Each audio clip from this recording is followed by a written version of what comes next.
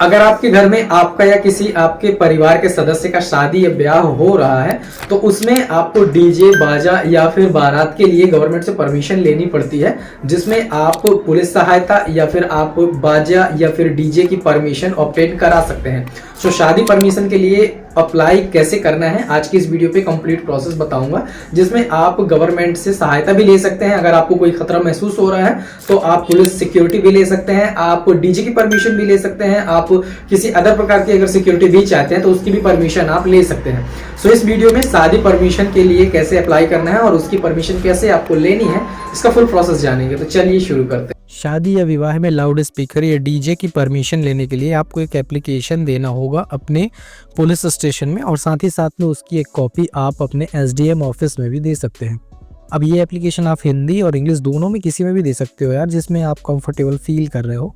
क्योंकि मैंने 2 फॉर्मेट्स बनाए हुए हैं और ये दोनों फॉर्मेट मैं आपको दे दूंगा टेलीग्राम चैनल पर, और टेलीग्राम चैनल का लिंक वीडियो के डिस्क्रिप्शन में मिल रहा होगा, वहाँ से आप डाउनलोड करके अपने अकॉर्डिंग डेटा रिप्लेस कर लेंगे। चलिए मैं थोड़ा सा इसको पढ़ के बता देता हूँ कि कैसे आपको डेटा इसमें फिल करना है।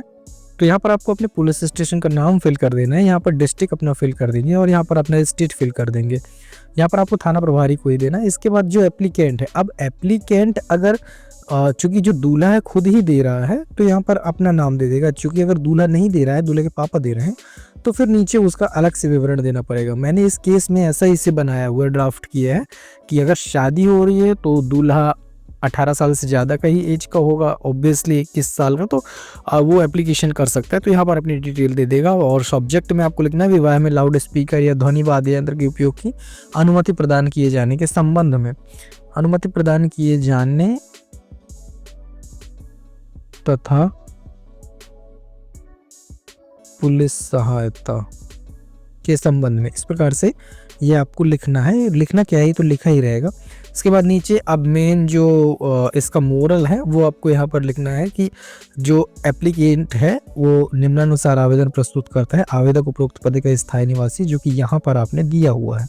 इसके बाद नीचे लिखेंगे कि आवेदक का विवाह इस दिनांक को पुत्री ये के साथ होना है।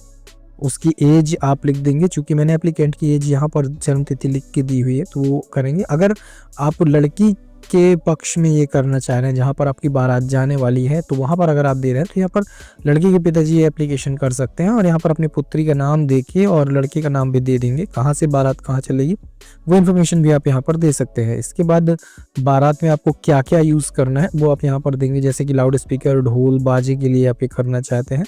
इसके बाद आवेदक को जैसे अब एक्स्ट्रा सिक्योरिटी आपको चाहिए। सपोज करिएगा आपको ये लग रहा है कि कोई ऐसे लोग भी होते हैं जो बारातों में, शादी में, किसी भी चीज़ में हंगामा करने लगते हैं या फिर मारपीट करने लगते हैं, तो उनको आप पुलिस सहायता चाह रहे हैं, ये भी आप लिख सकते हैं, आपको मिल जाएगी। इसके बाद ध्वनि यंत्रों का प्रयोग है तो शासन द्वारा दिशा निर्देश जो भी जारी किएगा आप उसका पूरी तरह से पालन करोगे, ये आपको एक लाइन जरूर लिखनी है। प्रेयर में आपको लिखना है कि आप अपना आवेदन एक्सेप्ट करें और ध्वनि यंत्र और पुलिस सहायता प्रदान करने की कष्ट करें। यहाँ पर स्थान और दिनांक लिख के सिग्नेचर कर देना है। सेम फॉर्मेट आप इंग्लिश में भी दे सकते हैं। अगर आपको हिंदी में देना है तो हिंदी में, इंग्लिश में देना है तो इंग्लिश में दे दीजिए। यहाँ पर SHO को लिखना है, station house officer, police station, district और स्टेट रिप्लेस करेंगे। Then you have to fill here applicant details. For example, if you are applicant in your case, then you can fill your details. इसके बाद subject में वही request for permission to use loud speaker during the wedding procession for the police and police security respected sir. और जो ऊपर लिखा हुआ है वही उसका नीचे इंग्लिश फॉर्मेट है, तो सारी डिटेल यहाँ भी आप रिप्लेस कर लेंगे। प्रेयर में वही चीज़ें हैं, प्लेस और डेट यहाँ पर आप रिप्लेस करके इस एप्लीकेशन की 2 कॉपी 3 कॉपी आपको निकलवानी है। यहाँ पर प्रतिलिपि भी आप दे सकते हैं। अगर आप SDM को देना चाहते हैं तो यहाँ आप एक चीज़ लिख सकते हैं, प्रतिलिपि, और यहाँ पर आप पहला करके SDM को दे सकते हैं, ऐसे करके। यहाँ अनुविभागीय